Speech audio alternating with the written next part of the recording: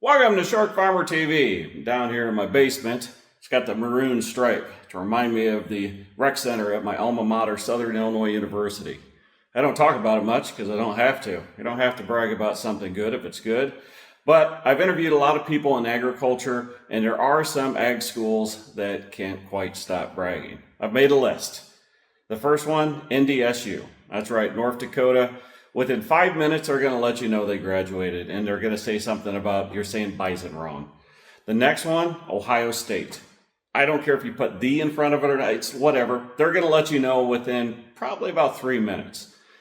Within 2 minutes, a graduate from the University of Illinois is going to start yelling, ILI, just reply, I don't care. Now, the two fanatical ones, K-State is number 2. Within a minute, they're going to be telling you something about Aggieville or how great they are. They'll be wearing purple. But the one school that's nutty, within 15 seconds, a graduate from Purdue will let you know how great they are. Enjoy the show. Unstoppable, unshakable, but it rolls off the tongue, unfakeable. It's unavoidable, he's so relatable. Read between the lines, start to loosen up your mind. A ground shaker, a rule breaker. Hold tight, he'll roll you through every acre. So get ready for the next shaker. The ideal way for us to load trucks from the field in the fall is if the truck can pull up in the ditch and then the cart can actually load into the truck. So the truck doesn't have to come in the field. Or farmers were a tad touchy about compaction. Personally, I only have 2 spots that's flat enough and roads that there's no traffic that it'll work. This does not look like one of those spots. Who's ready for summer, baby? Tall grass on each side. So I'm wondering, was this a first pass? Ouch. I mean, if rain is coming and you lose one wheel, just throttle up. Might have to crank up the radio so you don't hear stuff. Get some Nickelback on there. That's some good tunes. But if you lose 2 wheels, like 50% of your tires, maybe it's time to call it a day. That's a good mama right there. Psycho, but a good mom.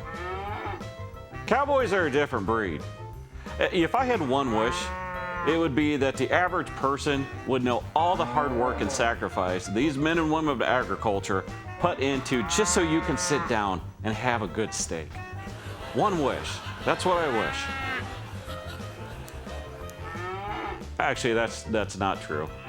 If I had one wish, it would involve a beach, me owning that beach, and never having to worry about that pesky thing called money.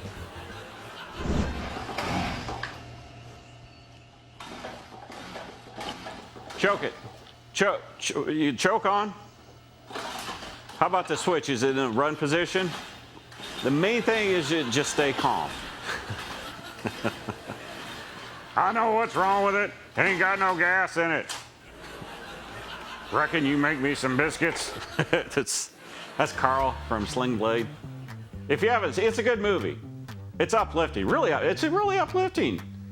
Until the one point, of course. I aim to kill you. I mean, that gets a little dark.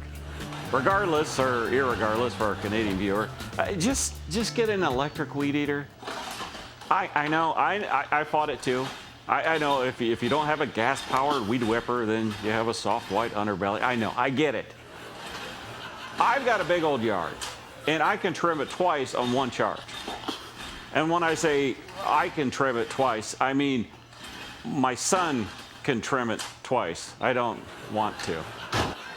I don't do the string anymore either. I have the little plastic blades that you just, really cool.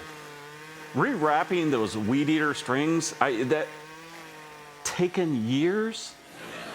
The anger that I feel wrapping that, and then you push the little thing in and it all comes out.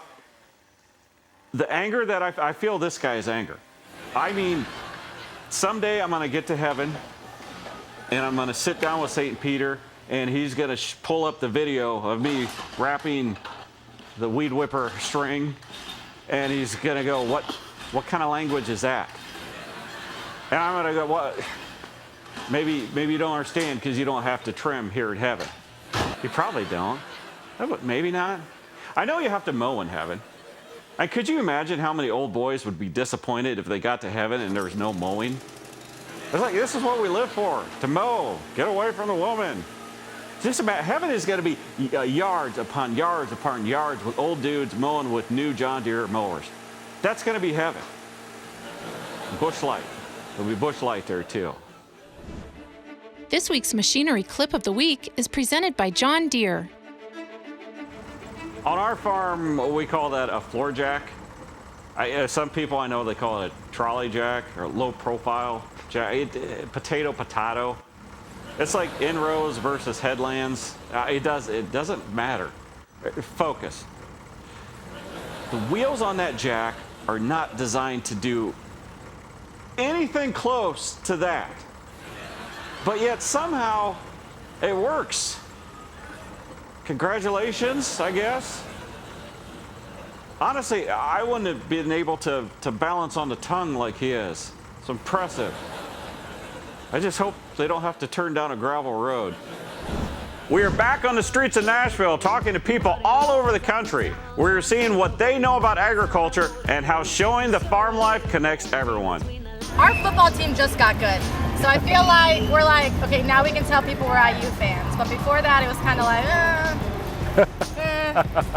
The main difference is that Purdue students are annoying and IU students aren't. Yeah. I think the world knows that.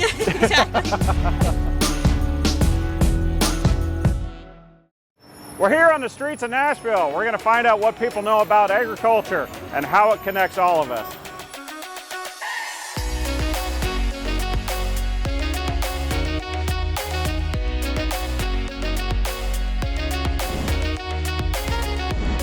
What are y'all doing together? We all met in college. Okay, where'd you go to school? IUPUI. I'm sorry? It's Indiana University, Purdue University of Indianapolis. Which no longer exists. Yeah, Okay. Mom and Dad broke up. So are you Indiana fans or Purdue fans? Indiana. Purdue. House divided. And what are you guys doing in Nashville? My bachelorette party. Okay, you're getting married.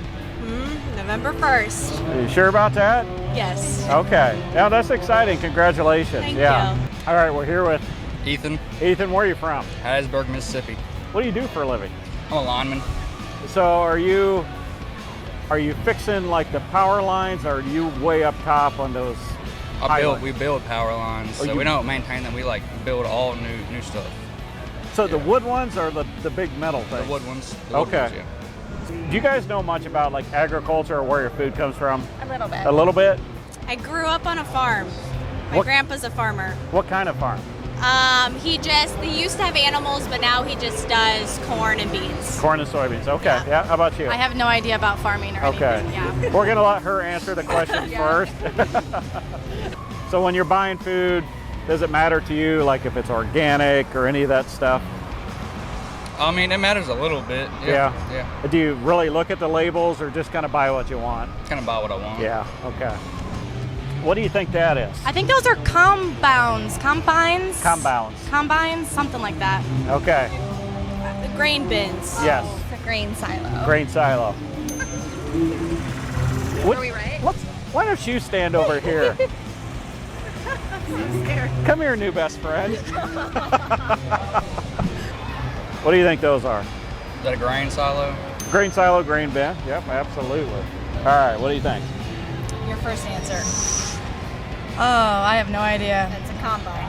Oh, Combine, that's right. So that's harvesting the wheat there. So I grew up sitting on my grandpa's lap in the combine. Yeah. He would watch me every single day, and so Pretty good memories? yeah, Yeah.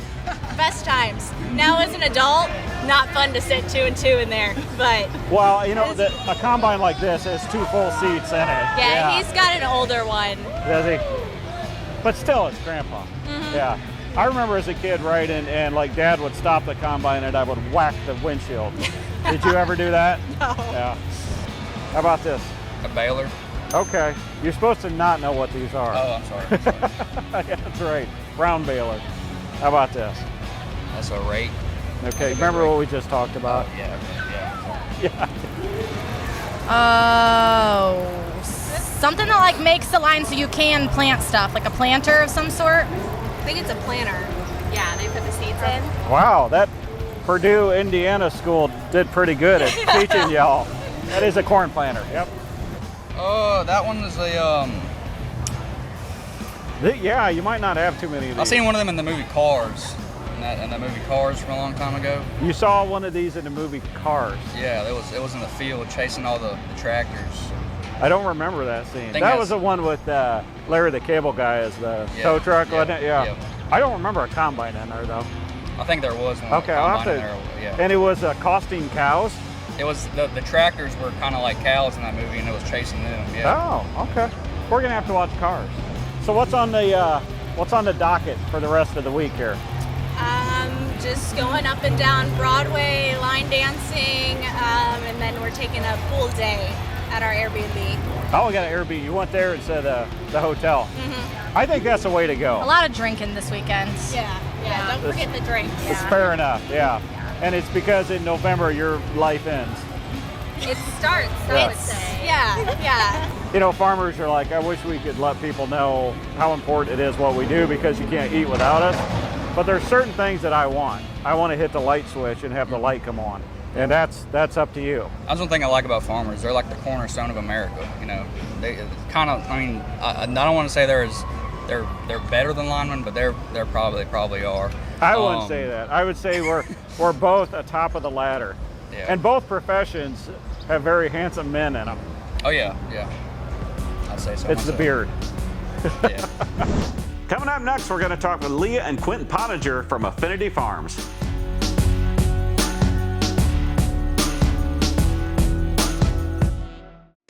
Agriculture has so many different facets. You really have to be on your game to figure out how your farm is going to survive in the future. Well, today's guest has a great outlook on how to look at agriculture in a different way.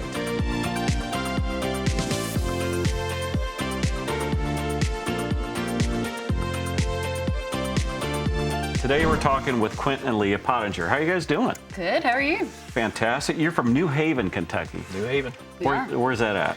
South of Bardstown, Kentucky, bourbon capital of the world. Oh, is it really? Yeah. I mean, there's probably a lot of people that call themselves that, but is it really? Oh, it is. Okay. It actually is. Yep. And 50 miles south of Louisville, where the farm machinery shows held. Yeah, that's all you have to say.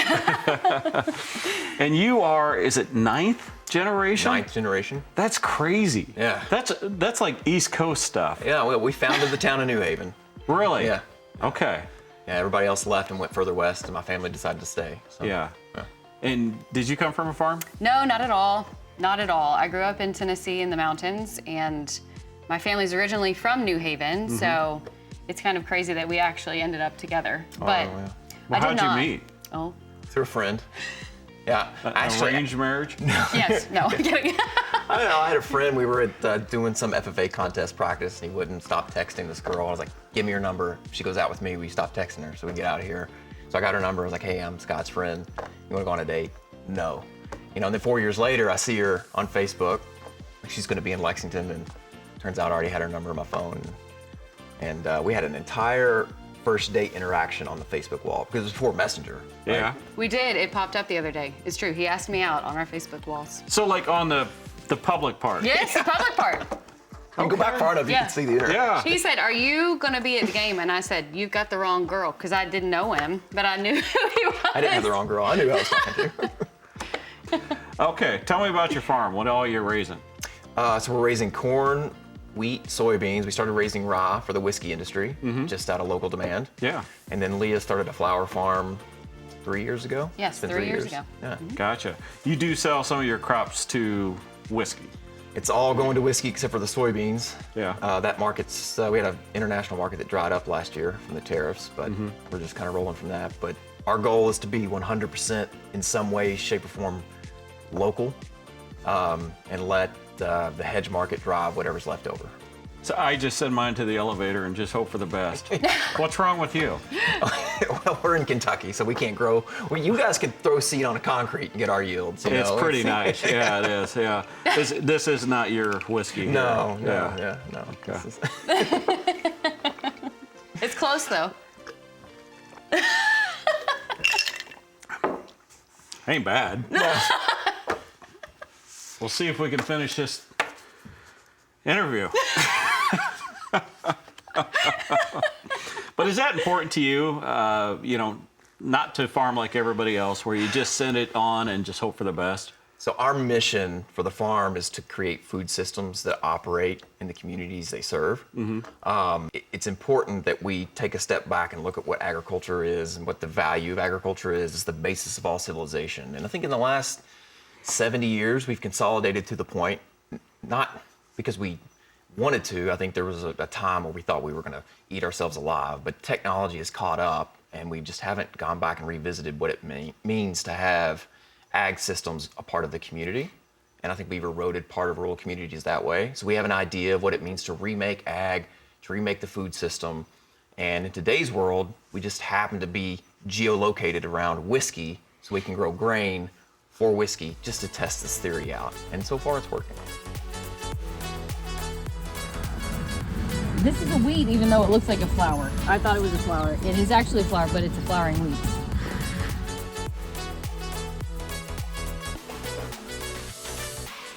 Tell me about the flowers.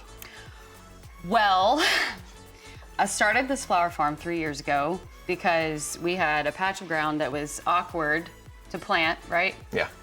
It started in tomatoes when we first got married. This was our genius idea to like get into kind of a local market, and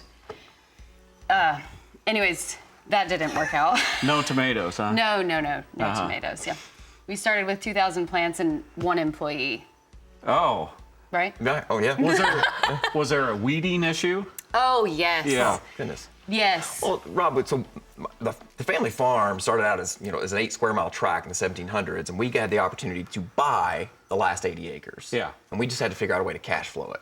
Okay. And we're like, we're going to grow these tomatoes and sell them to Italian restaurants in Louisville. How did it That go? was the plan. business plan, yeah. I don't even know if we made our money back. Anyways, there's We made our still money back. irrigation there from 13 years ago. Yeah, I was like, yeah, I'm we're gonna still do picking out irrigation 2,000 tubes. plants. I had like 50 acres of ground I was leasing at the time, and the perfect day to plant corn aligned on the perfect day to plant tomatoes. I'm like, I'm going to plant corn. Can you grab your family and they don't farm. They're not. Really? You said that? Oh, yeah. Can you all just, take care of it? We did. I had everything prepped out. It was all. So. Don't even. So now it's a flower farm. Yeah. And I started it because flowers just bring joy, and I'm a photographer, so I thought this would be a good opportunity to bring my clients, if it worked out. My original plan was to sell the flowers to florists and do weddings and things, and I've changed my model since then. Yeah. So it's people coming out for the gram. No. So so we went from selling the flowers. The first year, I think I made $100 on selling my cut flowers, maybe. It's about like corn farming. Yeah, okay. Well, today. Maybe we can do this with corn. It's monetization, Yeah. So then I decided I would rent the farm to insured photographers. So they have to be professional photographers with insurance. Sure. They can have their client and their family. And I rented by the hour. So I rented to myself, I rented to other photographers in the area. Mm-hmm. And I do a lot of senior portraits and a lot of engagements up there. Okay.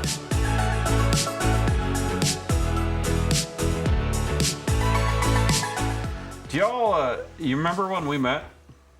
Here at Farm Progress Show, Farm right? Progress Show, and you guys were involved with Silo, Sam Goldberg's movie. Yeah. And that was shot on your farm? Mm-hmm. It was. Yeah.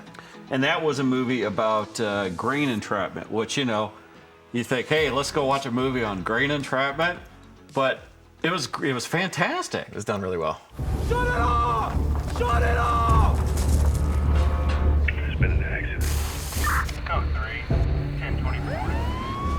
That's 1.5 million pounds of corn in there. There's a lot of pressure on that kid's lungs. Standard procedure's gonna kill that kid. Bring my son back to me.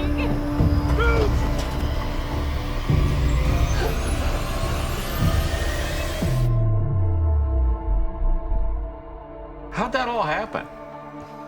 Friend of a friend connected us with Sam. He was looking for a farm to shoot on, and we met. Farm wasn't laid out correctly. He said, you know, it's fine. So we took on more of an advisory role, trying to help him find places to shoot, houses to shoot in, people to connect with. And it was just a fluke thing. The guy that they had decided to shoot the film on fell through, and he's like, hey, we're starting in 3 weeks. We need to build a road. We need to build a grain bin. Are you guys on board? And we're like, we're on our way to the FFA convention to judge. We didn't have a lot of time to talk. We're like, yes, let's talk this evening. And we game planned it out. Okay. It was awesome. It was an incredible experience. It was the craziest experience, but it was so good. Completely different industry with film. You know, and the actors too just invested. Yeah. Which was really, I mean, that's what they train us to do, right? If you're in like board leadership or any type of farm leadership, they want you to go through media training and learn how to connect with the consumer. And this was interacting with people that actually wanted to talk about agriculture, wanted to understand it. They weren't trying to present some type of opposing view. And so there was, I think, a lot of value from both sides of it, understanding what they needed, what their concerns were, but also being able to be a part of a film to raise awareness about the last, I guess, frontier in ag safety. Yeah. I remember he introduced you guys, Sam Goldberg did, and he's like, this is Leah. She's like the Jackie Onassis of Kennedy. And then he goes, and this is her husband, Quinn. I don't even think he said my name. I think he said. He probably did it. Sam's great. Yeah, he was good. Yeah, he's working on another project now about raising awareness for mental health. Yeah, a great voice for ag he's turned into. It really is. If people want to find out more about your farms or you guys, where would they go? You can visit our website, KentuckyAF.com. What's that stand for? Affinity Farms. Ah, okay. Yeah, but so I'm active on Twitter or X, Affinity Farms, or on Instagram. He was thrilled when we got that domain name. Yeah, nobody owned it. I couldn't believe it. Shocker. No one's gonna forget it, though. Well, Quentin, Leah, I want to thank you guys not only for coming down to Nashville and talking with us, but all you do for agriculture. You guys are forward thinkers. You're always outside the box. And I think that's what we need to do in agriculture to survive as an industry. And you guys have always been at the tip of that spear. And it says a lot about yourselves. It says a lot about the way that you farm. And you should be very proud of that. So, cheers. Cheers. Yes. Kentucky AF.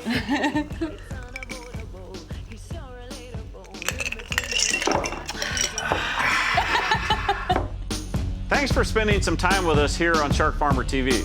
For more stories about people in agriculture, catch my shows on Rural Radio Channel 147 Sirius XM. There's more in-depth discussions on my podcast, and of course, you can check out previous episodes of this show on my YouTube channel. Find out more at sharkfarmer.com. Oh, that chair is, it's Because you don't know what to do with your arms, I feel like. Well, You're like, how do I sit? I just fit in there, so my arms are like either like this or like this. Okay, bird wings. Oh my gosh, so awkward.